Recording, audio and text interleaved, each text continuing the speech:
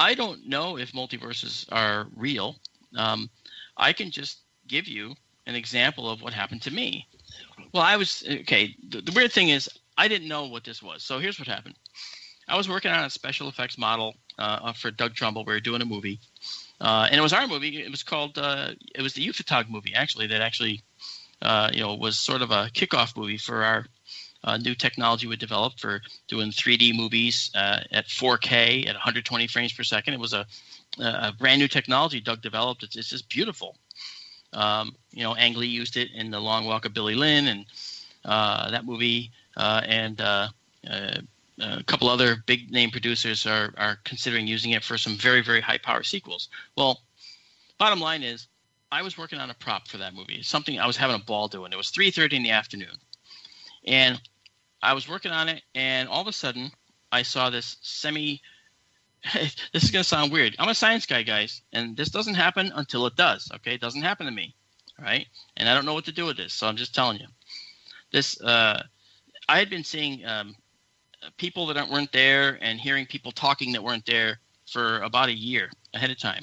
And I'd say about 24 years ago, I had brain surgery to basically save my life. Okay, I was going to be dead within weeks if I hadn't had this surgery. So they managed to save my life. And so it was sort of a fast surgery. It came up in a couple of days. And the technique they used to get this thing out of my head was, I don't know, Dr. McCoy from Star Trek would say, they're barbarians, Jim. But the fact is, they got it out, saved my life.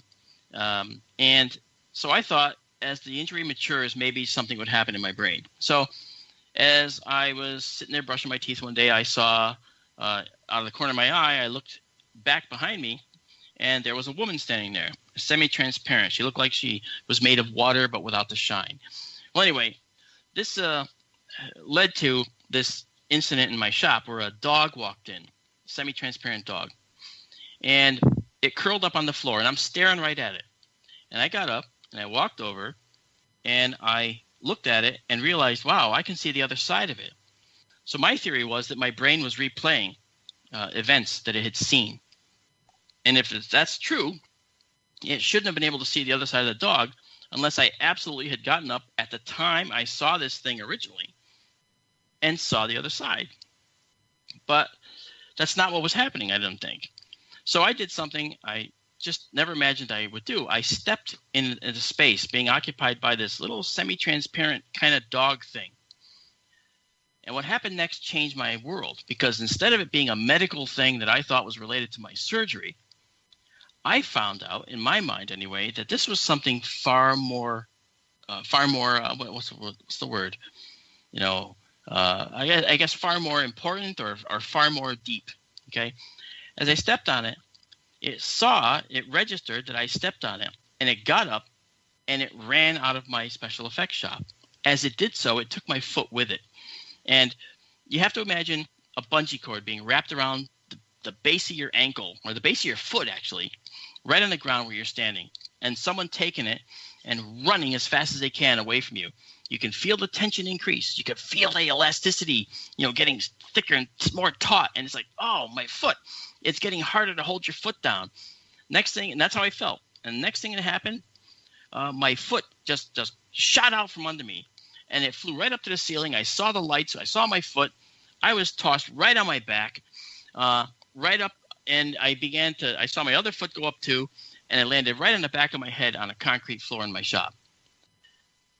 I was stunned. I looked at that and I said, wow, that's amazing. I'm running around the shop going, did you see that? Did you see that? To myself. There was nobody there except me. So anyway, and I'm just telling you like it is. I mean, I've told the story before, and I've never added embellishment because embellishment doesn't work. Okay, for me, it doesn't work. You either tell it like it was or just don't tell it at all. So that happened, and I realized I think that was rudimentary communication with a parallel world. That's what I think I saw and experienced, and I was beside myself. And when I went up with the prop to show Doug Trumbull, I told him the whole story, and he looked at me, and he says, "Yeah, you don't drink, do you?" I go, "No, of course I don't." And smoke the funny weed? No, Doug, I don't do any of that stuff. So he's kind of looking at me and going, well, he goes, the universe is a really interesting place. I go, yeah, that's what I'm thinking. And I think I just had rudimentary communication with a parallel world.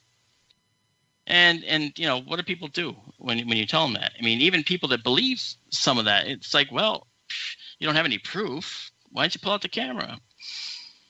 And I asked myself, yeah, why didn't I? So I've been I've been trying to get to pull out the camera at times when I see things happening, but it doesn't happen.